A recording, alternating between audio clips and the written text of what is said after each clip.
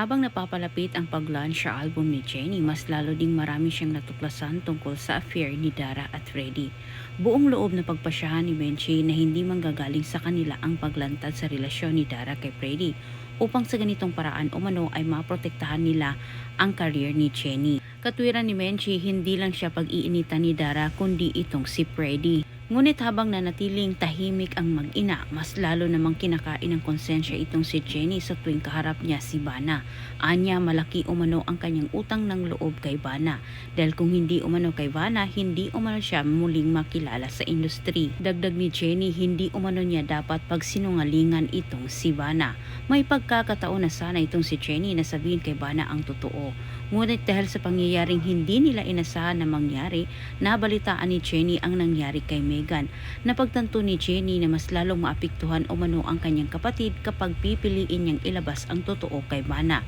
Nagwawala itong si Megan dahil sa insecurity niya kay Jennie. Samantala, hindi naman sumang-ayon ang kaibigan ni Jennie sa naging pasya nito dahil mas lalo umanong binigyan ng pagkakataon ni Jennie itong si Dara at Megan na sila ay apak-apakan. Para sa kaibigan ni Jennie, hindi umano karapat-dapat si Megan sa pag-alala ng kanyang kaibigan. May paraan ang naisip itong si Freddie para hindi matuloy ang launch sa album ni Jennie, ngunit sa kabutihang palad, natuklasan din ito ni Vanna. Sa kabilang banda, natatakot na itong si Bara sa kalabasan kapag may malaman umano si Vanna sa kanilang relasyon ni Freddie.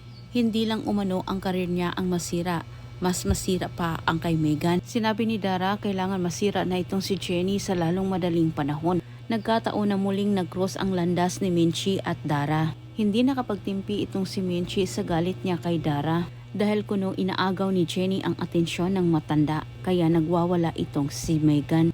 Hirit ni Menchie, hindi umano sila ang dapat sisihin ni Dara sa nangyari kay Megan dahil ang totoong dahilan kung bakit nagkakaganon itong si Megan dahil umano sa kasinungalingang pinagagawa ni Dara. Binabalaan ni Menchie itong si Dara, sinabi niya na may alam umano siya sa baho nito.